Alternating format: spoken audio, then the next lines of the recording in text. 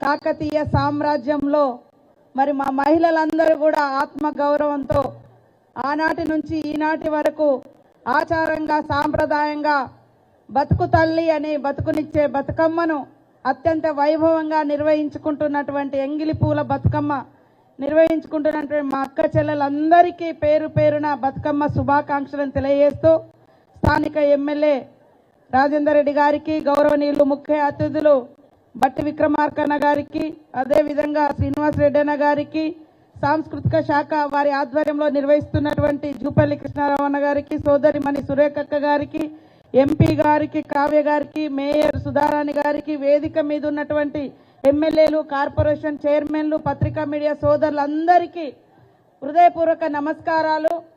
సంవత్సరానికి ఒకసారి వచ్చేటువంటి ఈ బతుకమ్మ ఒక చరిత్ర ఉంది.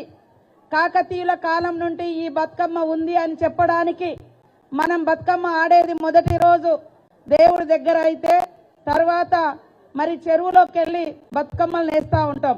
కాకతీయుల కాలం నుండే చెరువులు మన ప్రాంతంలో తీయడం జరిగింది. ఒకప్పుడు మంచినీటి వ్యవస్థ కానీ పాడి పంటలు కానీ పూర్తిగా చెరువుల మీద నుంచే వచ్చేది. కాబట్టి చెరువులకు ధన్యవాదాలు మొక్కుకునే, రుణం తీర్చుకునే పండుగ. మరి అత్తగారింటికి పోయిన తర్వాత 6 నెలలకు తిరిగి వచ్చే పండుగ ఈ బతుకమ్మ. ఇప్పుడంటే అందరూ బస్ రవాణా వ్యవస్థ ఉంది, ఫోన్లు ఉన్నాయి, మాట్లాడుకుంటున్నారు.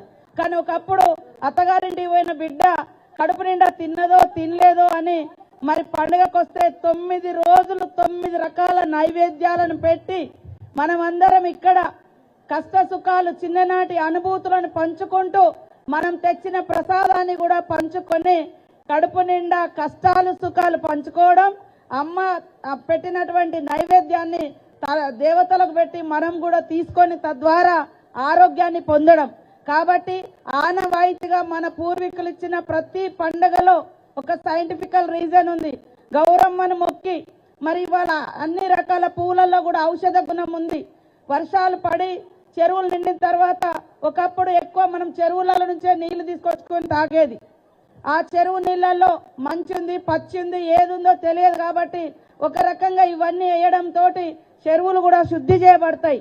అందులో మనం గౌరమ్మని చేసి పెట్టే పసుపుకు ఇంకా చెరువును శుద్ధి చేసే యాంటీబయాటిక్ ఆ గుణం కూడా ఉంది. తంగేడు పువ్వులో కూడా యాంటీబయాటిక్ గుణం ఉంది, ఔషధ గుణాలు ఉన్నాయి. కాబట్టి అందరు మా సోదరి మనులు ఎంత కష్టమైనా పర్వాలేదు, ఎంత ఎదిగినా పర్వాలేదు, మన పూర్వీకులు ఇచ్చినటువంటి ఆచారాలు, సాంప్రదాయాలు, పండుగలు ఖచ్చితంగా జరుపుకుందాం. తద్వారా ఆనందాన్ని, ఆరోగ్యాన్ని, మరి ఐక్యతను, కష్ట సుఖాలను కలబోసుకునే వేదిక బతుకమ్మ ఆడే చెరువు గట్లు. కాబట్టి చెరువులను కాపాడుకుందాం, స్వచ్ఛమైనటువంటి పువ్వులను కాపాడుకుందాం, స్వచ్ఛతను కాపాడుకుందాం అని తెలియజేస్తూ మీ అందరికీ శుభాకాంక్షలు, ధన్యవాదాలు తెలియజేస్తా ఉన్నాను. జై మహిళా శక్తి.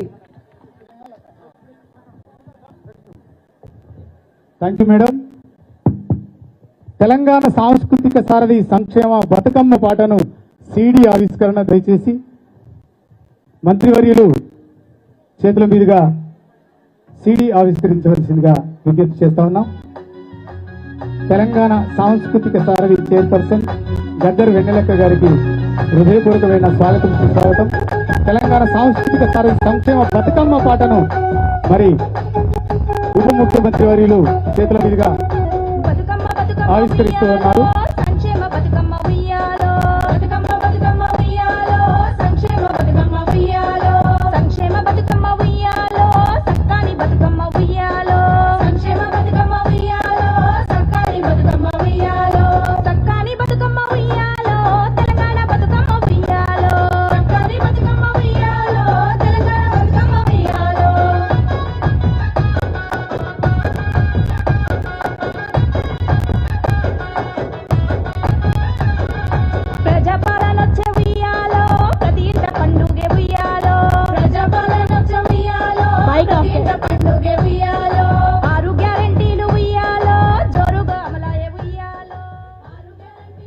నేను పాడతాను, మీరు వంత పాడతారా? ఓకే.